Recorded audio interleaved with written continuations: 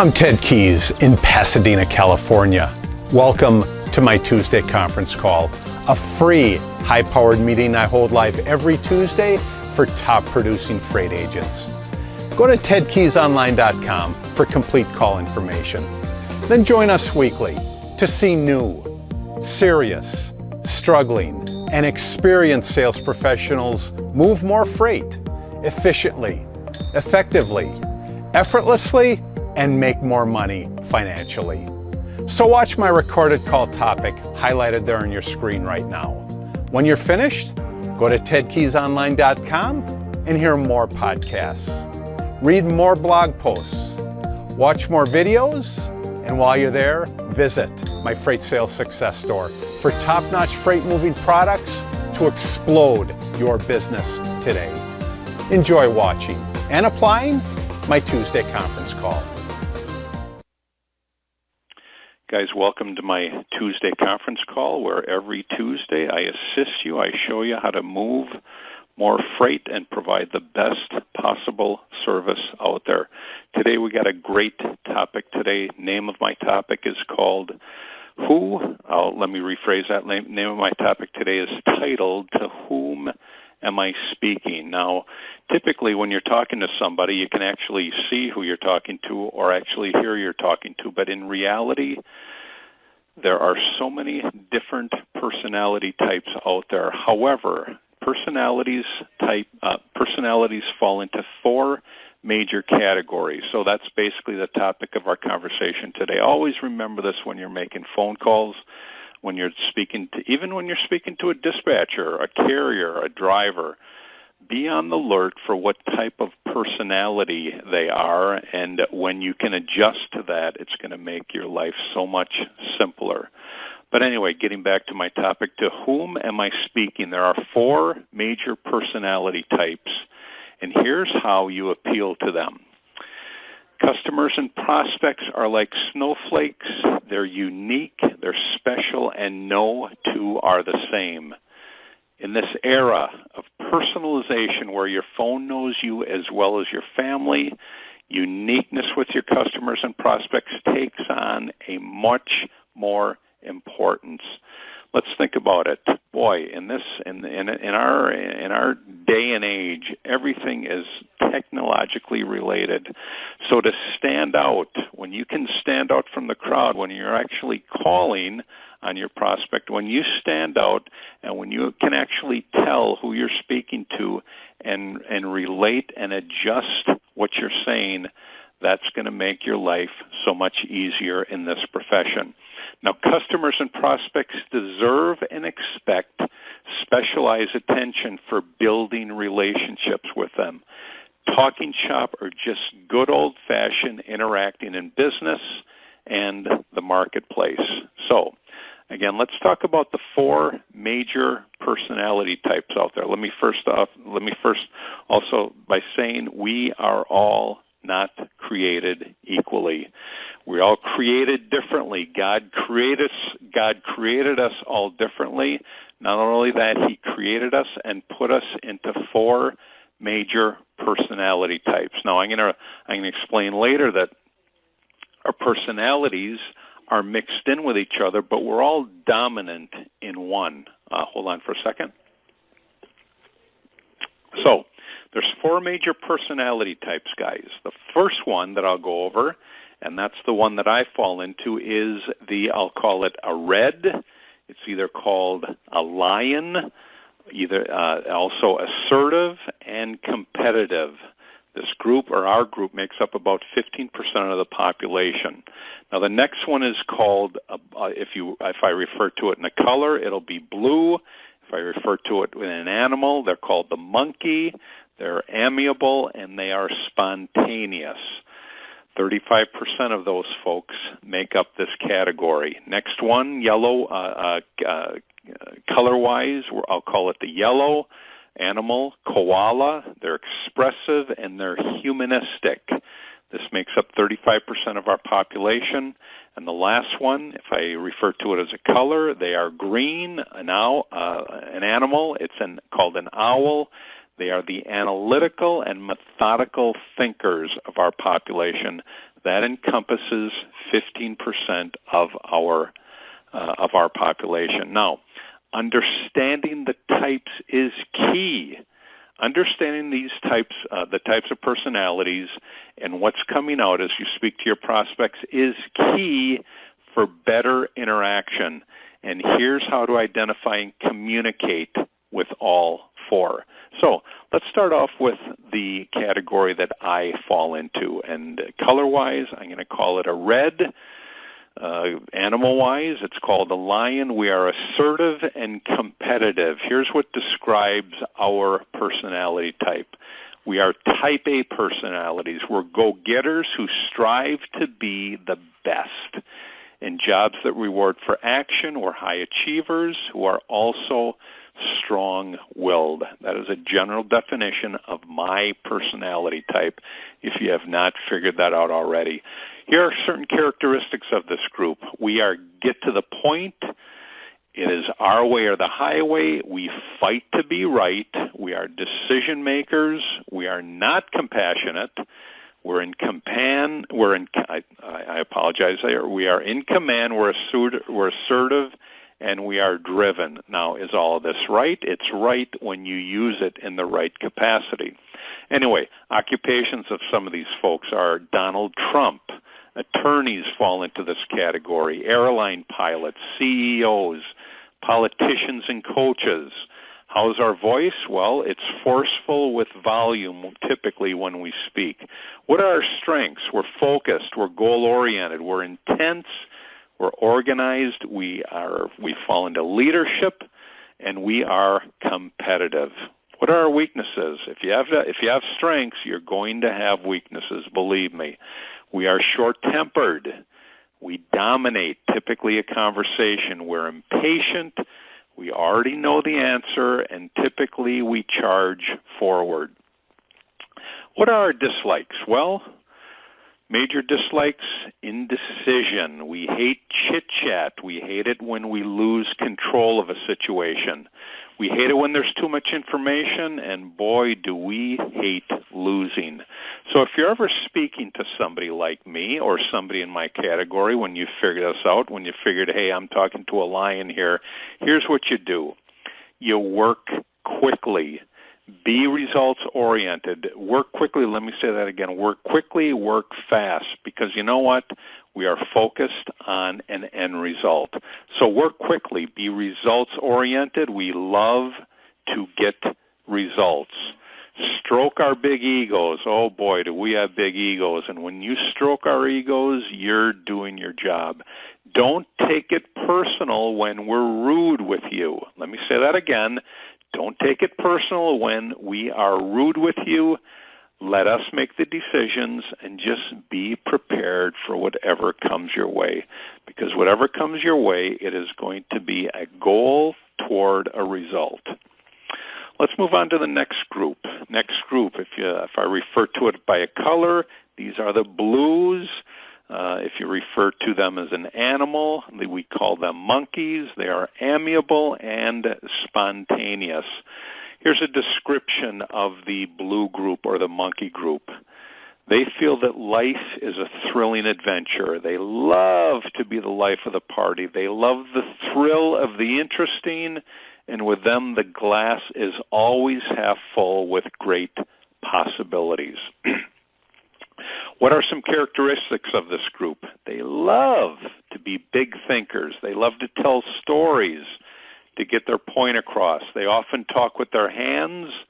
They're risk takers to a point, and they love attention and a crowd. These typically are comedians. They're just folks within professions that love to get attention, and that leads to our the occupations. Typically, head cheerleaders are monkeys. Salespeople like us can be monkeys. Entertainers, actors, public speakers that do that for a living typically are monkeys. Public speakers certainly because they're able to get us laughing, which gets us to pay more attention to what they're saying. Hold on for a second. How do they talk? What's their voice like? Typically, it's loud and fast. They have strengths. They enjoy selling. They enjoy being popular. They're often enthusiastic. They're positive. They have high energy levels, and they love to have fun. On the opposite end, their weaknesses. Sometimes they talk too much. They have poor follow-up. Sometimes, not all the time. Typically unorganized. Typically exaggerate. Sometimes, part of the time, all the time, they don't listen. Why? Because they want to hear themselves talk and entertain you. What are their dislikes? Major dislike of monkeys is not having fun. They don't like facts and figures. Their dislike is getting or being bored and following up with individuals. All they think about is the end result, not realizing that you have to go through this process to get an end result. And here's a cheat sheet if you're ever talking to a monkey on the other line. You work quickly. You say their name often while you're conversing with them. Be relaxed and informal. Be cheerful and positive. Treat them as like they are a famous actor. That comprises our blue or monkey group. Let's move on to the yellow group or the koala group. This group typically are the caretakers of society. They're nurses, they're teachers, they're pastors, anything that falls into that type of category. I'll be the first to say that Maria's and my pastor is a true koala. Anyway, moving on. What describes a koala? They have expressive personalities. They are people pleasers at heart. Their goal is focused on others. They love to bond. They love the warm and fuzzies. They are the pillars of happiness and respect. Excuse me. What are typical characteristics of a koala? A, they're givers. They donate time for others. They help others. They love to be part of a team. They're followers, typically not leaders, often feel guilty. They love helping kids. They're supportive and very, very nurturing. Hence, a nurse, a pastor, a teacher. This is typically a koala. One second. What are some of the occupations that comprise a group of koalas? Well, a great example is Mr. Rogers. What a great koala he was. As I said earlier, nurses, teachers, counselors, caregivers, and healers. How is their voice typically when they talk to you? Well, it's certainly not like mine. It's soft and gentle, just like my wife, Maria. She definitely is a koala. Strengths. They are dependable. They're patient, highly credible, they're organized, they are great at multitasking. If you have strengths, you also have weaknesses. What would those be? Well, sometimes oversensitive, not typically goal-oriented, often indecisive, and typically non-confrontative. If you have, what are their dislikes? They dislike pushy and aggressive people. They dislike bullies. They dislike conflict, impatience, and confronting others. So if you're ever working with a koala on the other end of the line, here's your cheat sheet for prospecting and relating to servicing that group. Here's what you have to do. You socialize and empathize. You give them time to feel. You use soothing voices. Be patient when asking for reassurance, and hear their personal stories if and when they have one to tell you. That comprises our koala group. Moving on to the last one, guys. Color-wise, it's our green group. If we're going to refer to them as an animal, these are the owls. They're the analytical and methodical thinkers of our society. What describes a green or an owl? Well, typically, they fall into the nerd category, and really, they for the most part, they're not offended by that. A lot of them consider that a compliment. They're rational thinkers of our population. They're the mathematicians, the scientists, the physicists, the astronauts of our society. Hold on, folks. They're persistent. They are perfectionists. They're information hounds. They love information. The more information, the better. They weigh all options before making their decisions, and decisions typically take a long time. Whenever you're on the phone and you hear somebody say, "Let me think about that," well, I'm not saying that it's a definite, but you can typically put them into the category of an owl. What are the characteristics of an owl? Well, first of all, they thrive on organization. They're dependable on deadlines. They always need more information. They're always asking more questions. The more details, the better. What type of occupations comprise an owl? Well, here's a great example. Mr. Spock was an owl. He was the data guy that assisted Captain Kirk. Typically, when Captain Kirk required information, who did he go to? He went to Mr. Spock. Accountants are owls. Engineers, astronauts, physicists, and doctors, professions that deal with a lot of information, typically comprise the owl. So what kind of voice does an owl have? Again, it's not like mine. Typically, they're soft and polite.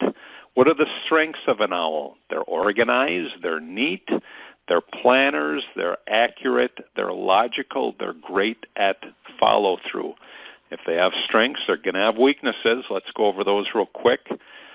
One weakness is they require too much analysis. They're hard to please, non-emotional. They love to take time in making decisions. What are the dislikes of an owl? They dislike it when people are pushy.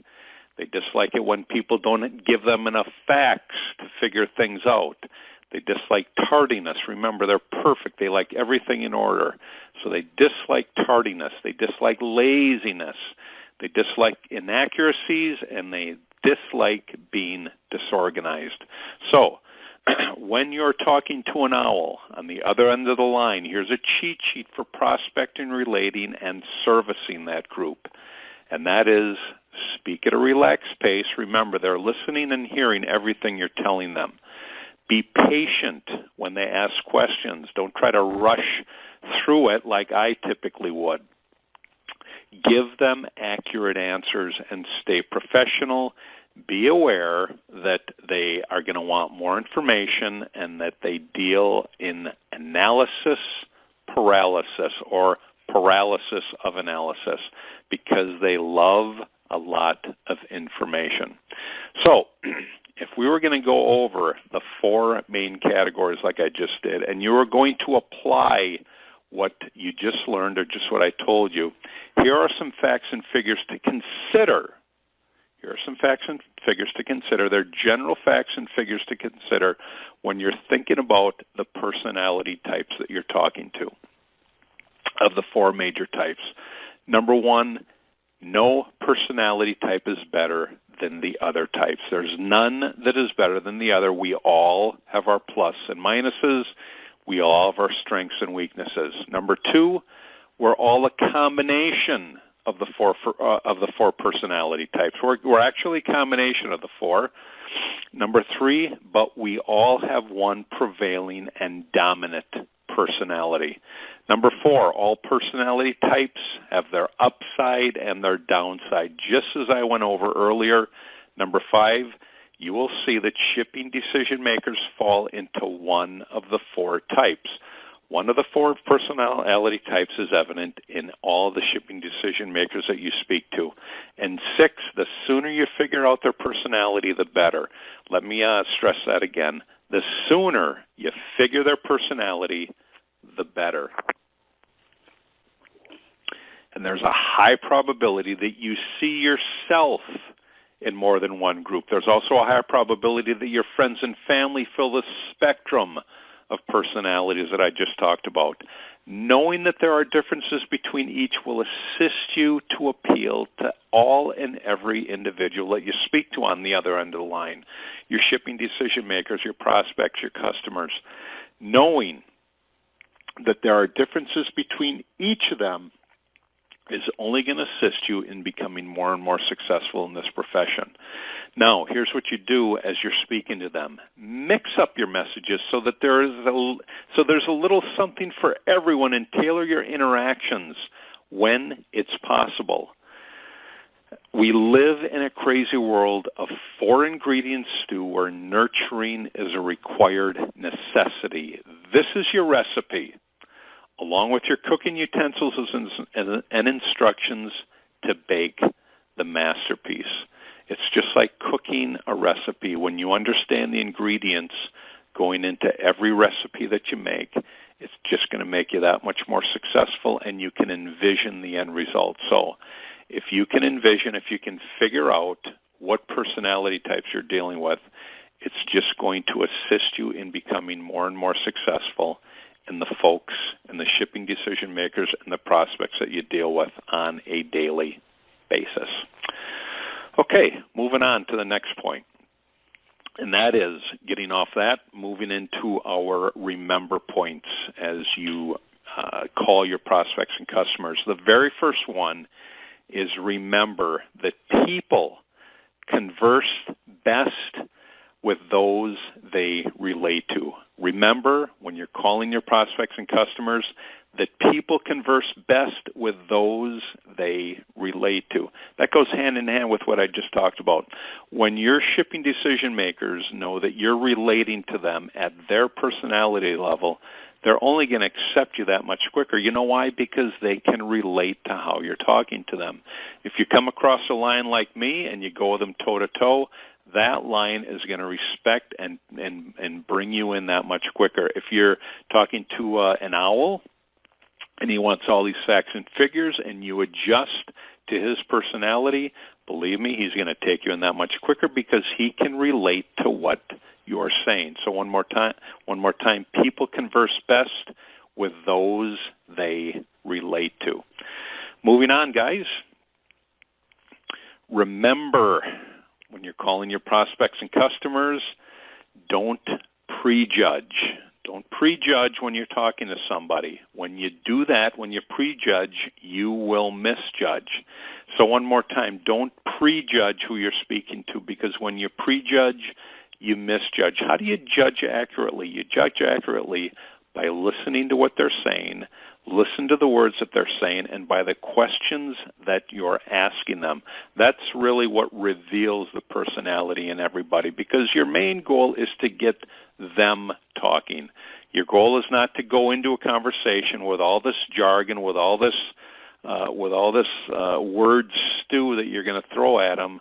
The goal is to ask questions so they can give you answers, so they can give you words, and you can decipher who they are and actually what they're talking about as well. So don't judge, because when you do that, you misjudge.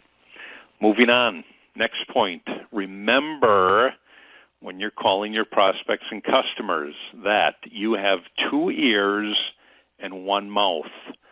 Remember again, you have 2 ears and one mouth, therefore close your mouth and open your ears. That's what's going to give you the ability to decipher who it is you're talking to, by figuring out who that is. What's my point in this? Listen and close your mouth.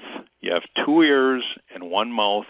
Close your mouth, open your ears, ask quick questions, listen to what they tell you in return. That will keep a conversation going. The longer a conversation goes, the quicker you can figure out who it is you're speaking to. Moving on, guys. Another point, remember when you're calling your customers and prospects, I've repeated this so many times, but it's not about you, it's about them. One more time, when you're calling your prospects and customers, it is not about you, it's about them. It's about their company. It's about their challenges. Boy, if there's one thing that you want to hear, it's their challenges, because that's how you typically get into a customer, by solving their challenges. It's about their needs. It's about acquiring their email and contact info, and it's about your solutions. That's pretty much what it's all about. It's about you providing your solutions for them. Other than that, it's all about them, their company, their challenges, their needs, most of all, their email and contact info, and you providing the solutions. Because typically our nature, hold on a second here, folks. Our nature is to go into a conversation and tell our customers all about us. In reality, it is not about us at all. I'll say it again, it is all about them. And when you make it about them, when you listen to what they have to say, you'll figure out who they are, especially what type of personality they are, so you can adjust accordingly. Moving on to the next point, guys. Remember when calling your prospects and customers that people love to talk about themselves. Now, they'll only talk about themselves when you ask them, especially on a first-time conversation. So when you are, listen intently. Find a subject, idea, or situation that you're both interested in. Once you find that out, once you start throwing questions at them, asking questions, you won't be able to stop them from talking. One area that I always utilize is geography. That's one area I always utilize. Now, I can do that because typically when I'm talking to a prospect, I have familiarity with where they're from.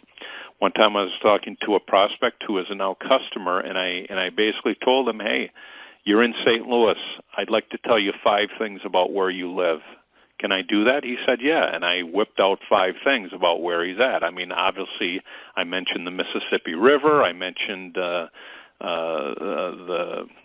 Arch, and then I mentioned 3 things that were even closer to this prospect. I mentioned this one park in St. Louis. I mentioned barbecued ribs that are a staple in St. Louis. I don't remember what the 5th one was. It'll come to me. But I basically said, I'm going to tell you 5 things about where you live. It didn't take that much longer that day to get a load covered for him. So anyway, one more time, remember when you're talking to your prospects and customers that people love to talk about themselves. Find a subject, idea, or situation that you're both interested in. You won't be able to stop them from talking once that happens. Last point of the day is at the end of today and every day, play back the tapes of your performance today. I mean, just do a mental remembrance of what you did today. Play back the tapes of your performance. The results will either applaud you or prod you. At the end of today, play back the tapes of your performance. Think back, how did I do today? What did I do that is assisting me in moving forward? Like, hey, figuring out certain personality types. The results will either applaud or prod you. Do that at the end of every day.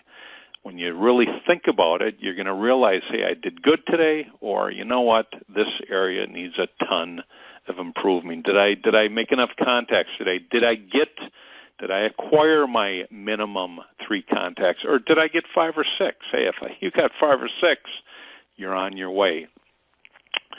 Okay, guys, that concludes our call today. Now, as I usually say, when you have a question involving topics like this, I'm your man to speak to. Office number 626-309-9141.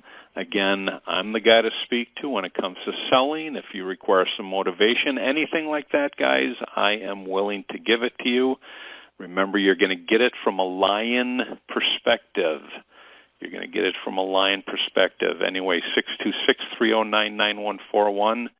You've just taken a tremendous step forward by watching and applying my Tuesday conference call highlight. Do you desire to earn and learn with our top freight team and Christian-based office? Yes? We're searching for a self-starter who's serious, motivated, and ready to take action right now. Is that you? Go to tedkeysonline.com/contacts and enter your contact details. We provide top-notch freight agent sales training to you. Then you deliver those same skills with confidence to the freight industry marketplace. I'll talk to you soon.